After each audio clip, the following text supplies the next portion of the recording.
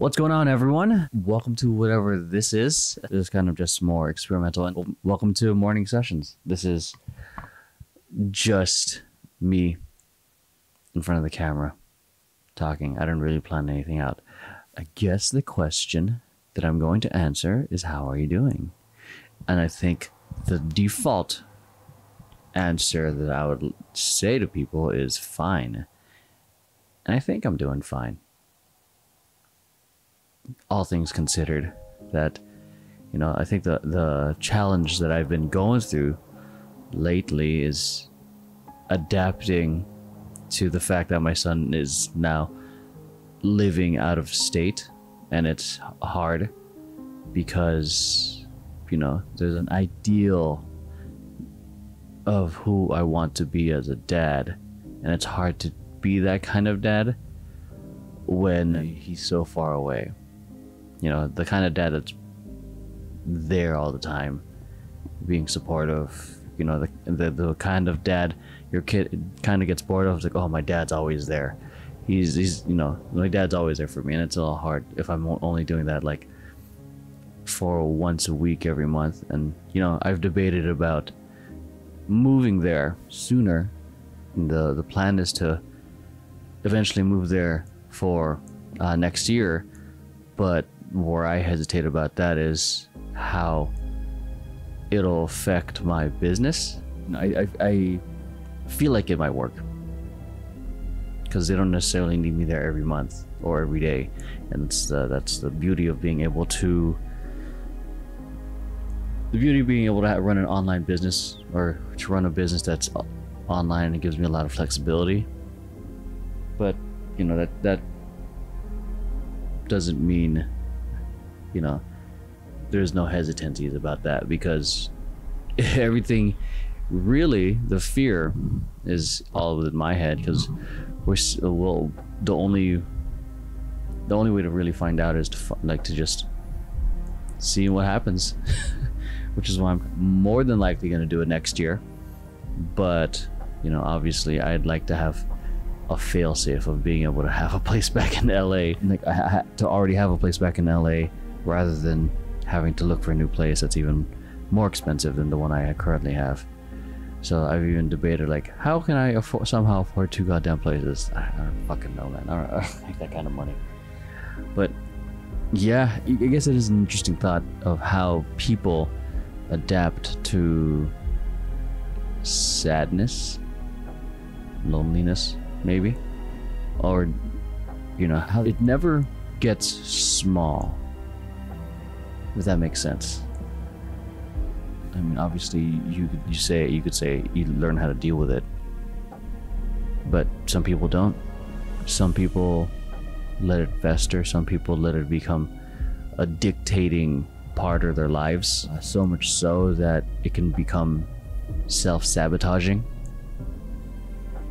that then can become the catalyst of blame towards others, towards themselves, and in turn can potentially create a new and potentially more harmful paradigm in the perspective to the world, while others do find ways to cope. But it never goes away. Like, you learn tools, you know, from therapy or from whatever. Nope.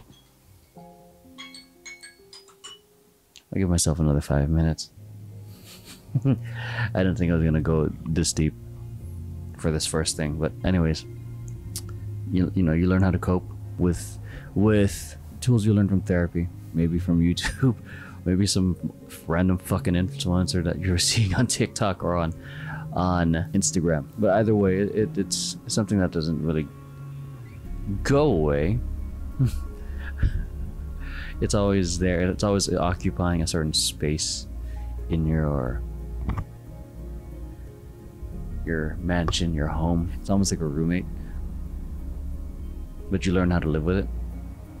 Like, you instead of like butting heads, you learn how to communicate better. You learn how, and that takes time. That takes, honestly, as cheesy it is, practice. Because especially when it's so close to home and so close to the heart, adjusting to it may be hard at first. I almost feel like, just from my thought process or whatever's coming up for me, is it gets, I would almost say, buried by life experiences. You almost like, you just move on. Like there's other things like that happen in your life, and then whatever it is that triggers you, that brings that sadness back up, it's like under all these blankets, all like, or whatever, your messy pile of clothes that you put on a chair, and then all it takes is just one thing to like pull it all out and bring it back to attention. It's like, hey, like, what is this?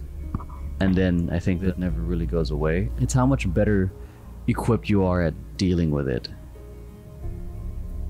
And it never goes away. It's almost like a parent, being like a parent. Once you make one of those little fuckers, they're with you for life. I guess that depends on who you want to be as a parent, and how you get to take care of this little thing of yours. Maybe not really a parent. Maybe more of a teacher. The teacher like that you didn't want, but the teacher you needed to help you learn more about yourself, if you're open to seeing whatever the hell that is. But sometimes it's you know, you need tutors to learn about yourself, aka therapists. So whatever this is, this type of video is something I've been kind of wanting to do. A little more chill, maybe a little bit more introspective, if I'm using that word properly. If anything, it just makes me sound, if I did use it wrong, I'm a fucking idiot. But yeah, those of you watching and listening, wherever you are, I appreciate you. And have an amazing rest of the day.